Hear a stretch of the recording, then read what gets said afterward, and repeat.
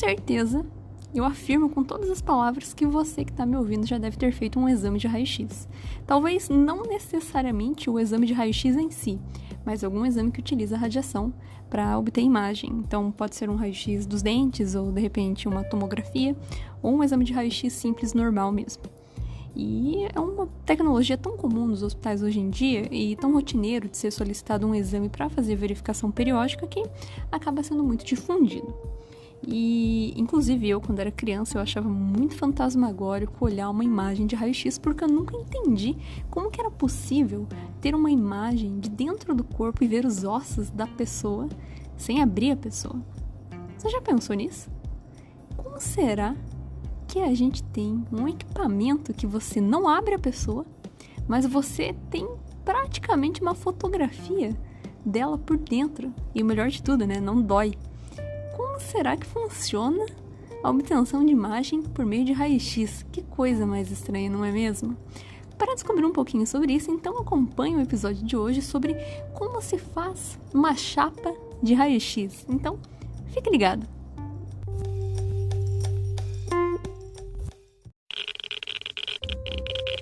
Radiation detected. Red dot.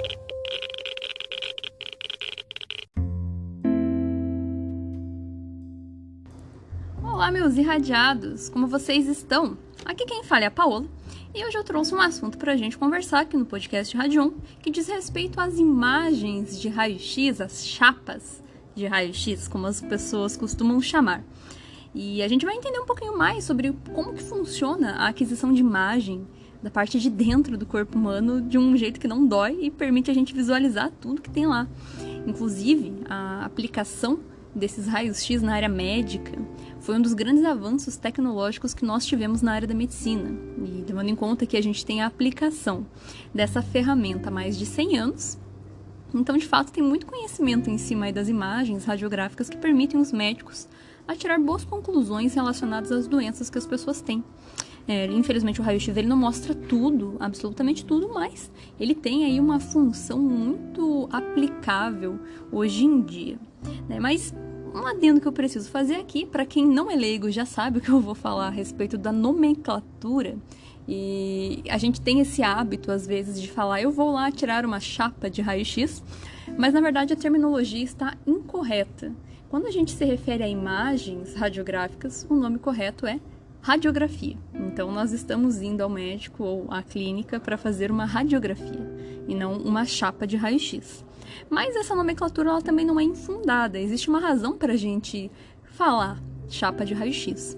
Muito antigamente, lá no início, quando o raio-x foi desenvolvido, começou a ser aplicado na área médica, a obtenção de imagem se fazia por meio de uma chapa de vidro, que ela tinha uma mistura química que fazia uma tinta que era pintada nessa placa, que fazia com que a gente conseguisse observar as imagens. O paciente se posicionava atrás dessa placa, atrás dessa chapa, e quando o raio-x passava por ele, o médico conseguia observar nessa placa a imagem radiográfica. Isso é o que nós chamávamos antigamente de fluoroscopia. Hoje em dia ainda existe essa aplicação de fluoroscopia, mas é feita por uma outra maneira de aquisição de imagem, outro tipo de equipamento e com outras ferramentas. Mas enfim, então essa é a nomenclatura. É por isso que a gente chama de chapa de raio-x. Então tem uma lógica por trás da nomenclatura, não é totalmente incorreto. Quando eu era criança, eu até comentei ali no início para vocês, né? Eu achava muito estranho olhar uma imagem de raio-x. Participação especial do Mimi, tá, gente? Eu tenho um gato aqui onde eu gravo os meus podcasts e ele tá reclamando aqui já da minha falação. Enfim, quando eu era criança, eu achava muito... me dava aflição olhar uma imagem de raio-x porque eu não compreendia como que aquilo era obtido. Como que era possível a gente ter um equipamento que, a grosso modo, fotografava a gente por dentro e não doía e permitia a gente ter essas imagens. Mas vejam que a minha surpresa ou a minha aflição não era completamente sem lógica, por assim dizer. Porque lá no início, quando o raio-x começou a surgir, muitas pessoas ouviram falar dessa tecnologia maravilhosa que permitia você enxergar o corpo humano por dentro. As pessoas achavam aquilo também muito curioso, muito impressionante, era muito novo, era muito surpreendente. Então, o que as pessoas faziam? Usavam raio-x à torta e à direita para fazer as mais inimagináveis aplicações que vocês podem pensar. É óbvio que naquela época eles não sabiam que a radiação fazia mal. Inclusive, se você não sabe por que a radiação faz mal, eu recomendo que você escute o episódio 3, aqui do Radion. Mas as pessoas não sabiam que fazia mal, então elas achavam tudo muito bacana. Quando a gente vai olhar na internet e buscar o que as pessoas faziam com o raio-x, a principal aplicação fora da área médica ou fora da área industrial era a aplicação artística. Então, era muito frequente que teatros comprassem máquinas de raio-x com as telas de fluoroscopia, que são essas chapas que eu havia comentado com vocês no início, colocassem por todo o palco, a plateia ficava de frente para essas máquinas de raio-x, recebendo toda a radiação, e ficavam lá assistindo os atores passarem ali entre o raio-x e vendo o esqueleto deles. Então isso era muito frequente em teatros, em épocas de carnaval, para ver os corpos dançando por trás da chapa, ver os corpos ali, os esqueletos. Algumas pessoas alugavam as máquinas de raio-x para usar em aniversários como um método de distração, enfim, né, para as pessoas se distraírem, para verem ali a mágica acontecendo. Tinha aplicações bobas, assim, de marketing, por assim dizer. Então, o quão certo ficou o espartilho no seu corpo? O quão certo ficou o sapato que o sapateiro fez para o seu pé? Então, com relação a espartilhos, eles radiografavam as mulheres com espartilho para ver se apertava de fato. Aparecia, né, as costelas da mulher, aparecia aqueles metais que tem por dentro dos espartilhos. Nos sapatos tinha uma máquina que era feita propriamente para isso. A pessoa vestia o sapato, colocava o pé dentro de uma caixa que tinha um binóculo na parte superior, e dentro dessa caixa tinha ali o raio-x que era emitido, e a pessoa, quando olhava pelo binóculo, via a silhueta do sapato e o pé dentro para ver se ele ficou bem encaixado. Então, enfim, o raio-x, cara, ele foi usado de vários jeitos. Hoje em dia é óbvio que isso é proibido. Hoje em dia nós sabemos que exposição excessiva à radiação pode fazer mal. Então, a gente não pode expor nenhuma pessoa à radiação sem que haja uma boa justificativa para isso. Normalmente uma justificativa médica, e inclusive não são todas as justificativas médicas que validam a exposição de uma pessoa ao raio-x, porque existem doenças que não são visíveis no raio-x, então não há porquê você expor a pessoa à radiação se essa imagem radiográfica não for levar a nenhuma conclusão.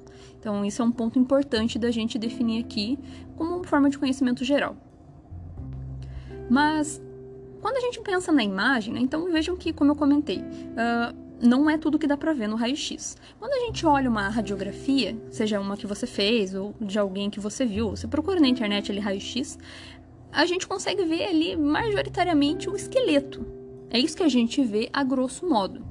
Então, como eu falei, né, não dá pra ver exatamente todas as partes do corpo, mas a gente consegue ver com muita clareza ali o esqueleto. A gente tem outras modalidades de exame que também empregam raio-x para fazer imagens da parte de dentro do corpo, ou outras modalidades que ainda não usam o raio-x, mas que também servem para fazer imagens. Justamente porque como eu posso explicar? São aperfeiçoamentos da tecnologia para que consiga mostrar para a gente o que a gente quer ver. Então, cada ferramenta tem uma função. A mamografia é um exame que usa radiação para fazer uma imagem específica da mama que só um raio-x geral não visualiza. A tomografia é um outro exame que utiliza radiação também, que dá um laudo muito mais complementar do que o raio-x para ver certas patologias também. Então, cada um tem a sua especificidade.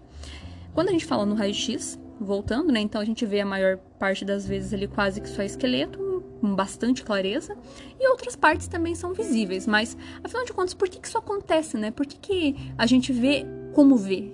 Como que essa imagem é formada? Vamos tentar entender o raciocínio.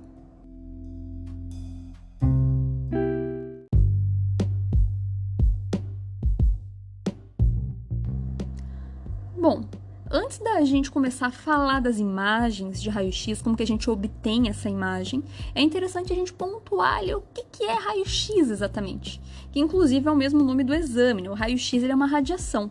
O exame tem esse nome de exame de raio-x porque ele emprega essa radiação para a gente poder obter as imagens.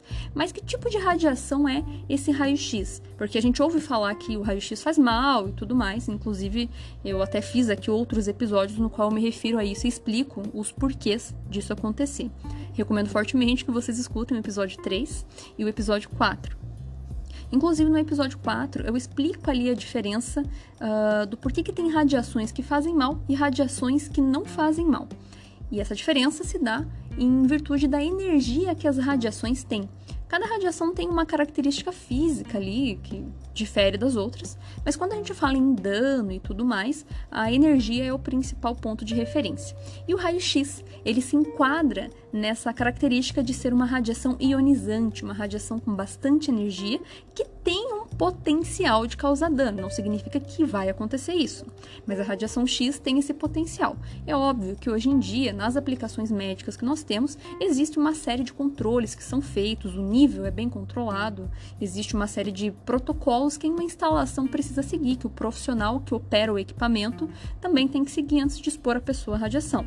Então, tendo em vista tudo isso, a gente considera um exame seguro, mas desde que feito dentro dessa ideia de segurança, né? Sem ficar expondo pessoas aí sem uma boa razão. Então, mas, fisicamente falando, por ser uma radiação ionizante, o raio-x tem esse potencial de causar dano. Então, novamente, recomendo que vocês escutem o episódio 3 do porquê que a radiação faz mal e o episódio 4 sobre a diferença entre as radiações.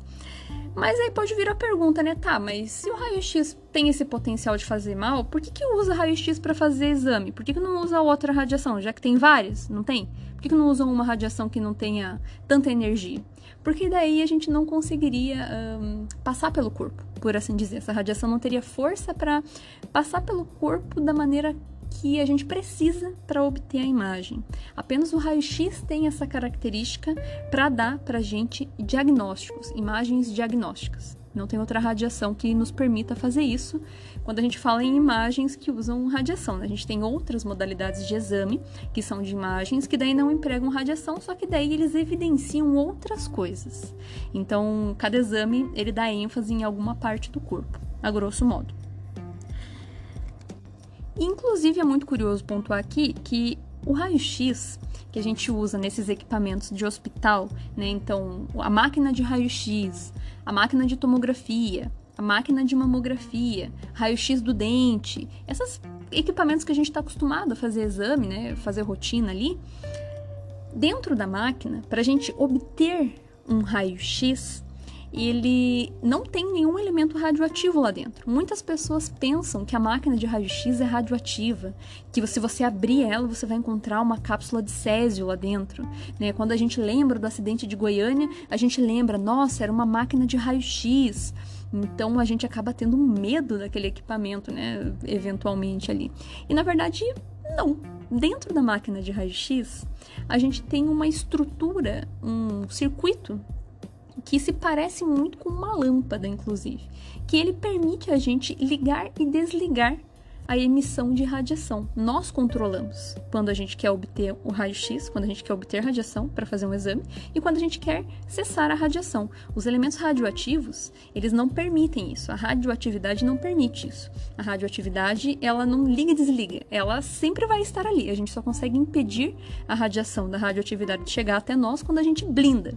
Mas ela não desliga e liga. Então, a máquina de raio-x não possui um elemento químico radioativo, ela não tem nada. Ela tem um circuito elétrico que não tem elemento radioativo, é só um metal, geralmente é tungstênio que tem por dentro, um vidro normal e só.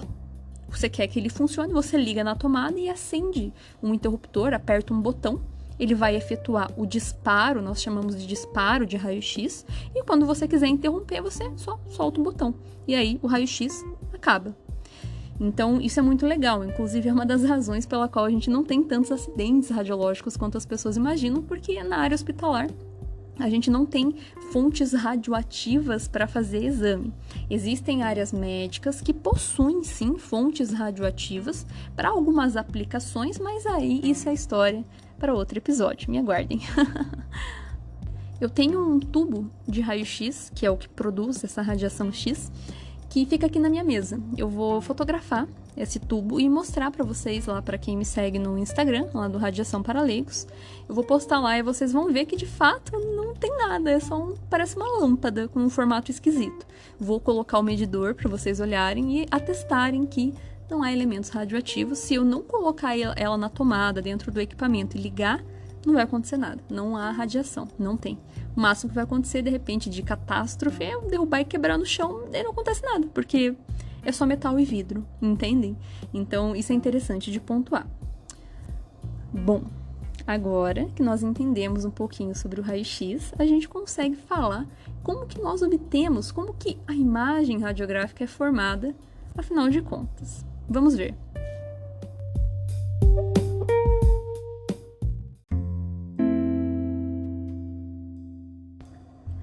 Para a gente entender a formação da imagem no raio-x, eu gostaria de fazer uma analogia com vocês. Então, vamos tentar pensar juntos em como que seria isso que eu vou explicar.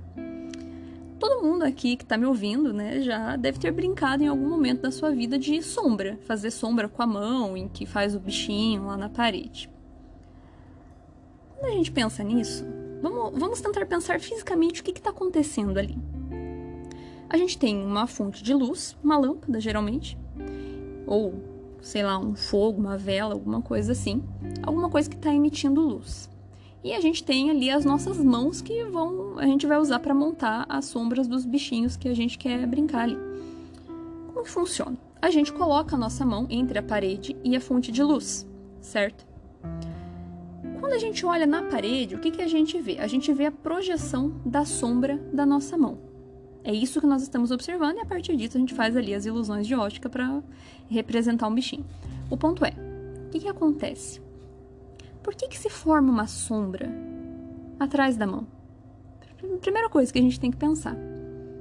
Porque a gente não é transparente. Simplesmente por isso. A gente sabe que coisas que são transparentes permitem a luz passar para o outro lado. Agora, quando a gente tem objetos que são opacos, como nós, por exemplo, a gente é opaco, a gente não é transparente. A luz bate em nós e não passa para o outro lado. Por isso que a gente tem a formação de uma sombra. A sombra, na verdade, é ausência de luz. Significa que existe uma barreira entre a fonte de luz e a parede que está bloqueando a passagem da luz para o outro lado, certo? Outra analogia. Você tem um quarto que você está decorando e você precisa comprar cortinas para este quarto. Existem várias opções de cortina e você pode ter cortinas que bloqueiam totalmente a luz, que são os casos dos blackouts, que elas vão fazer, na verdade, uma grande sombra no seu quarto e vão bloquear a luz de entrar no seu quarto. Então, porque a cortina é opaca. Ela é opaca, a luz não consegue passar por ela. A gente tem outros tipos de cortina que são feitos de outros tecidos que já são mais transparentes. Por exemplo, sei lá, eu não sei o nome de tecido, gente, uma renda, uma cortina de renda, sei lá, uma persiana, por exemplo, que tem aqueles vãos entre as paletinhas. Ela é parcialmente opaca, ela ainda tem espaços ali que estão permitindo a passagem de luz, não está bloqueando totalmente. Se é um tecido mais transparente, mais fininho, ele permite a passagem da luz até certo ponto, e outra parte ela bloqueia, então o seu quarto não fica tão iluminado, mas também não fica tão escuro, porque eu tenho uma passagem de luz parcial. Agora, se eu quiser que entre definitivamente luz dentro do quarto, eu simplesmente abro as cortinas e a luz vai passar por completo, porque não há nada barrando a passagem da luz, não há nada opaco no meio do caminho. Por que eu estou fazendo essas duas analogias? O raio-x é uma radiação. A luz que nós enxergamos também é uma radiação. Então isso significa que boa parte, para não dizer completamente, boa parte da lógica física, da ótica geométrica, da ótica física que acontece com a luz, também acontece para o raio-x. O raio-x e a luz, eles são a mesma coisa. Eles são idênticos, exceto por um fator: a energia. Simplesmente por isso. A luz visível tem uma energia que é o que os nossos olhos conseguem captar, justamente porque é o maior espectro emitido pelo nosso Sol. Então, nossos olhos foram adaptados a enxergar nesse espectro. Agora, o raio-x, ele tem uma energia muito superior, a gente não consegue enxergar. Mas a questão é, do mesmo jeito que para a luz existem objetos que são opacos e transparentes, impedindo, bloqueando a sua passagem ou permitindo a sua passagem, para o raio-x também nós temos coisas que são opacas a ele e coisas que são transparentes a ele. E, inclusive, é justamente isso que acontece dentro do nosso corpo. O nosso corpo possui muitas estruturas diferentes, muitas partes que são feitas de tecidos diferentes. Cada um deles tem a sua composição, a sua densidade, que é o que vai dar justamente a variação ali entre bloqueio e passagem do raio-x, nos fornecendo uma escala de contraste, uma escala de pretos e brancos, que vai formar a imagem.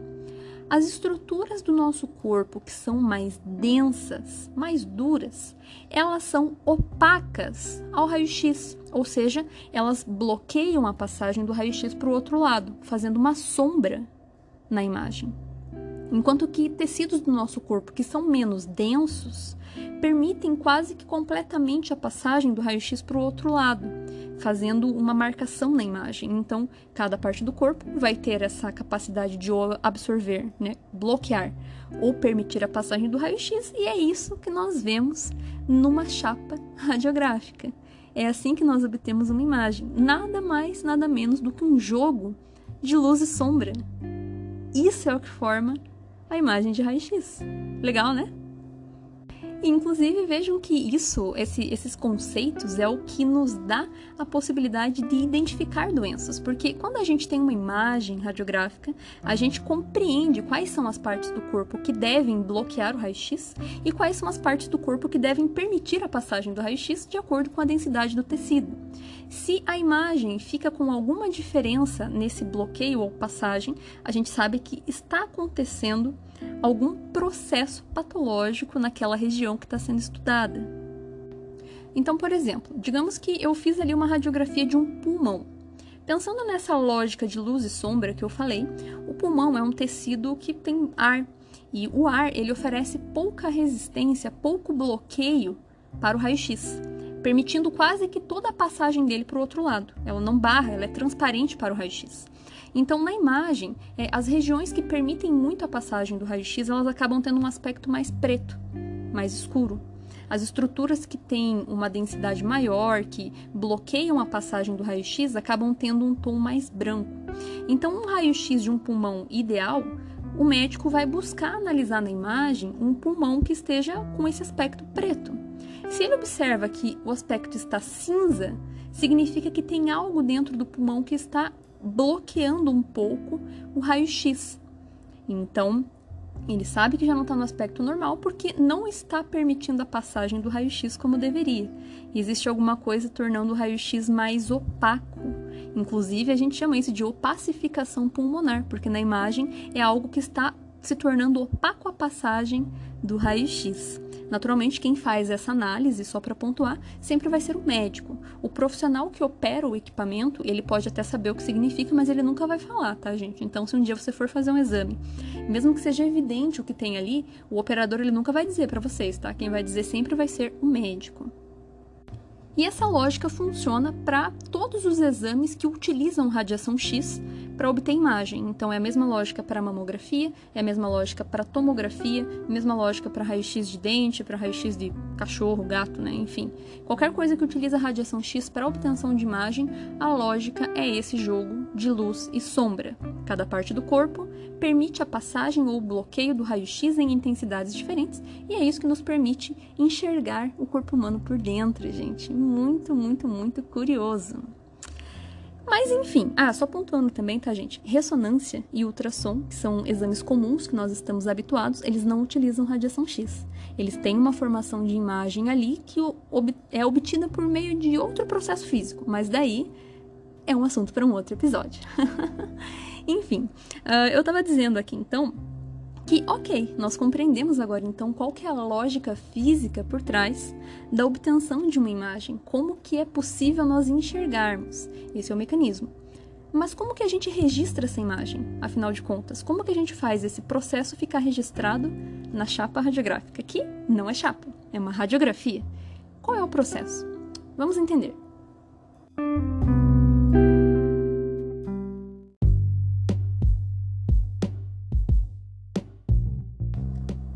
A gente registra as imagens de raio-x, já que a gente compreendeu qual foi o mecanismo ali físico de interação do raio-x com o nosso corpo, que permite a gente ter as nossas imagens, a formação de imagem. Mas como que a gente registra? Vocês lembram? Novamente eu com analogias aqui para vocês. Pontuando que raio-x e luz são a mesma coisa, exceto que diferencia ali a energia. Mas os princípios físicos, ópticos, geométricos, eles são as mesmas coisas, a grosso modo, né? Vocês lembram? Eu realmente espero que vocês lembrem, senão eu vou me sentir muito velha aqui agora. Dos filmes que a gente tinha em câmera analógica, bem lá nos primórdios da fotografia, que a gente ia lá e comprava os rolinhos de filme e colocava dentro da máquina. Aí tinha rolinho com 10, 15, 20, 30 fotos. Dependia do quanto você tinha de dinheiro para comprar, né? Aí como que a gente fazia? Você botava o rolinho de filme dentro da câmera, fotografava e depois quando acabava o filme, você tirava e enviava para um lugar para ele revelar a imagem para você. E daí depois você ia lá e obtia as suas fotografias, certo? É a mesma coisa. Exatamente a mesma coisa. Quando um profissional, o operador do equipamento, vai realizar um exame, o que ele faz? Ele vai pegar uma placa que dentro possui um filme de raio-x. Esse filme ele é feito com prata, ali dentro é uma coisa que chama nitrato de prata, que é ele que vai servir como fixador da imagem. É ele que vai dar pra gente os tons ali de cinza, né, preto, branco e tudo mais. Na verdade, ele não é bem preto e branco, na verdade, ele é da cor da película. Essas películas de filme de raio-x, elas são azuladinhas, então, na verdade, é bem preto e branco, é azul e preto, não é branco, é azuladinho. Enfim, posto uma foto pra vocês lá no Instagram. Dá uma conferidinha lá no Radiação para Leigos, enfim. Então, dentro dessa placa, tem um filme radiográfico que vai ser colocado atrás do paciente. Na frente do paciente fica o emissor de raio-x, que é o tubo. Então, quando o operador vai lá e faz o disparo do raio-x, que nós vimos que o raio-x é controlável, né? Então, a gente pode ligar e desligar, a gente consegue controlar o tempo que ele vai ficar expondo, a quantidade de raio-x que eu quero, a força que o meu raio-x vai ter para penetrar as estruturas e me dar os tons de cinza. Então, tudo isso é controlável. O operador da máquina que vai saber fazer isso de acordo com cada região e da razão pelo qual o exame está sendo realizado. Então, uma vez que o profissional faz isso, ele vai efetuar o disparo, né? Esse raio-x vai passar pelo corpo, vai acontecer os processos de bloqueio, né, de opacidade e de transparência para o raio-x de acordo com a estrutura do paciente e isso vai chegar até esse filme, que vai registrar essas interações ali e vai manter guardado. Se a gente abrisse a placa e tentasse olhar o filme logo após o raio-x, a gente não ia ver nada.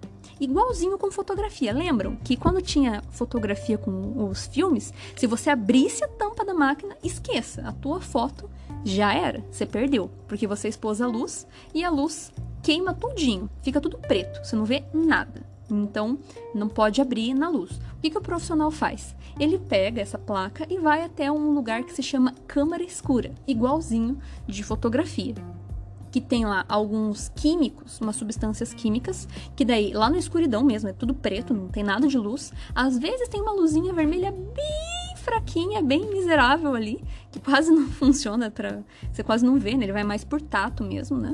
Então, ele vai pegar, vai abrir a placa no escuro, pegar o filme que está lá dentro e vai passar por esses químicos, igual os fotógrafos antigos faziam. Pegavam os filmes ali que eles fotografavam e passavam no banho de químico para obter a fotografia. Tinha que revelar o filme. Então é isso que acontece no raio-x também. Você tem que revelar a imagem. E como que isso acontece, né? Como eu falei lá no início, esses filmes radiográficos, eles têm uma base, né? Ele é todo feito com prata. Quando o raio-x bate na prata, quanto mais forte o raio-x bater, mais preto fica, mais queimado fica. A região onde faz sombra, ou seja, onde o raio-x é barrado e não passa até para o outro lado, né, não queima prata nenhuma. Então, o banho de químico ele serve para fazer essa ativação. Ele vai remover a prata que não foi queimada, das regiões densas que não permitiram a passagem do raio-x, e vai fixar a prata que foi queimada, deixando as regiões pretas, cinza mais claro, cinza mais escuro, ali de acordo com a estrutura que você imaginou. Então tem que fazer esse banho de químico. Então, na verdade, né, as películas de raio-x elas são transparentes para a gente poder olhar elas contra a luz num negócio que chama negatoscópio.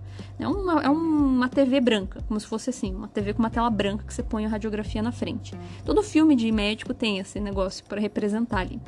Então, na verdade, a película é transparente. Então, por isso que eu digo, na verdade, não é que é preto e branco o raio-x. Ele vai ficar da cor da película. O branco, na verdade, ele é transparente, né? A película é transparente. Então, eu falo isso porque às vezes a gente pensa que é representado como branco porque o osso é branco, né? Eu pensava assim, mas não é. É só porque a região onde barrou o raio-x não queimou a prata, então essa prata foi removida no processo de lavagem, de processamento desse filme analógico, que a gente chama. Então, uma vez que esse filme vai ser revelado, ele fica ali, né? Passa pelos químicos e a gente espera ele secar e pronto. Você tem ali uma radiografia. E do mesmo jeito que para fotografia antiga, vocês vão lembrar, né? Para tirar uma foto boa é difícil. Um bom fotógrafo antigo, nossa, ele tinha que controlar tudo ali. Controlar a luz do dia, rebatedor e luminosidade, ver se o sol não estava em tal horário, se tinha, sabem? Todo um critério ali de iluminação para ser uma boa fotografia.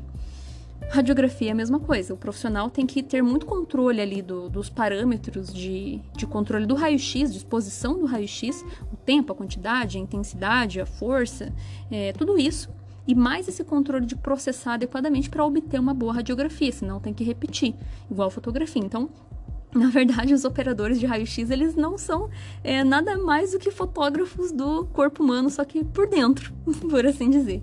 Né? Eu espero que isso não soe pejorativo, tá? Não é minha intenção. Minha intenção é mostrar que é muito similar as duas coisas, porque é a mesma coisa. Raio-x e luz são iguais, só muda a energia, entenderam? Então eu só quero deixar isso bem pontuado. Nessa imagem de raio-x que a gente obtém, o que a gente consegue ver assim com mais facilidade, né? Porque como eu falei, o jogo de luz e sombra ali acontece porque a gente tem diferenças de densidade entre as partes do corpo, porque a gente tem composições diferentes ali dentro, né? Cada tecido é de um jeito. Só que a gente tem partes do corpo humano que são mais bem destacadas no raio-x, como por exemplo, os ossos são muito bem destacados com relação ao tecido mole, porque o osso é muito opaco. Então ele barra muito, a gente vê muito claramente o osso. Por isso que fratura, qualquer doença óssea no raio-x é perfeitamente visível. O pulmão também, porque o pulmão ele permite passar muito raio-x, ele é muito transparente. Então passa quase tudo, queima toda a prata lá do filme e a gente tem lá bem destacado as regiões do pulmão. Quando a gente tem agora tecidos que são muito parecidos, igual na barriga, no abdômen, tem muitas coisas que dá pra ver no raio-x, mas tem outras que já não dá pra ver muito bem. Fica tudo meio que um cinza só, sabem? Não dá pra distinguir direito. Então aí a gente precisa fazer outras modalidades para enxergar melhor, que realcem, ou então aplicar substâncias que dão a diferença de contraste, que sejam opacas ao raio-x, para evidenciar alguma coisa. A gente chama isso de exames contrastados. Talvez alguém aí já deve ter feito alguma coisa. Enfim. Mas, inclusive, é muito curioso pontuar aqui também, né, ainda falando sobre as imagens de raio-x, que hoje em dia, vejam que esse mecanismo que eu falei para vocês do filme, né, de revelar filme, é muito parecido com a fotografia analógica. O que aconteceu com a fotografia nos últimos anos? Hoje em dia a gente não tem smartphones, câmeras digitais e tudo mais. As nossas fotografias deixaram de ser feitas em filmes e passaram a ser realizadas por ferramentas digitais. A gente tem equipamentos tecnológicos que têm processamento, que têm métodos de captura e sensores que nos permitem fotografar sem a necessidade de um filme.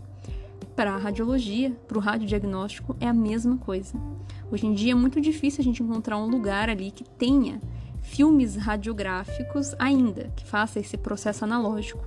Hoje é mais comum a gente encontrar sistemas de imagem que são digitais também. Então, ao invés de ser uma placa com um filme lá dentro, é uma placa com um sensor, que ele pega esse mesmo processo de sinal ali, né, do raio-x ter passado pelo paciente e, de acordo com as estruturas, ter ou passado ou ser barrado, e transforma isso ali numa imagem digital. A lógica de execução, né, da interação do raio-x com o corpo é a mesma. A única coisa que diferencia é o método de obter a imagem, igual fotografia. A luz que a gente tem iluminando o nosso dia, os ambientes, é tudo a mesma coisa desde sempre. A única coisa que mudou foi o método da gente adquirir essas imagens, a grosso modo. Então, na verdade, se a gente for analisar isso tudo, o raio-x ele não tem nada de macabro, nem nada de fantasmagórico, ou de absurdo, ou de mágico. É única e simplesmente física, é puramente científico. Então a gente não precisa ter aflição, acho que talvez eu esteja falando isso para reafirmar para mim mesma. A gente não precisa ter medo de imagens de raio-x, né, ou sei lá, enfim. O processo pelo qual a gente obtém, então, é relativamente simples. É assim, dessa maneira. Eu realmente espero que tenha ficado claro, tá, gente, essa explicação, porque na minha cabeça, sempre tudo que eu tô falando tá fazendo todo sentido, mas pra quem tá escutando, pode ser que tenha uma coisa ou outra ali que tá meio, não entendi. Então, como eu sempre falo, gente, caso vocês tenham alguma coisa que vocês gostariam de compartilhar, ou algum ponto de vista diferente, ou alguma coisa que não ficou clara, peço que vocês entrem em contato comigo, ali pelo Instagram ou pelo e-mail, né? Inclusive tem um e-mail, tá, gente, do Radion, porque eu fiz lá o canal do YouTube, né? O e-mail é radiaçãoparalegos, sem o cedilha, sem o tio, né? radiacãoparalegos@gmail.com. Então, caso vocês queiram me mandar um e-mail, esse é o contato. Eu agradeço vocês por terem ouvido até aqui, né? Fico muito feliz de ter pessoas que escutam esse podcast, que se interessam por radiações, seja como for. E eu espero vocês no nosso próximo episódio. Então, fique ligado!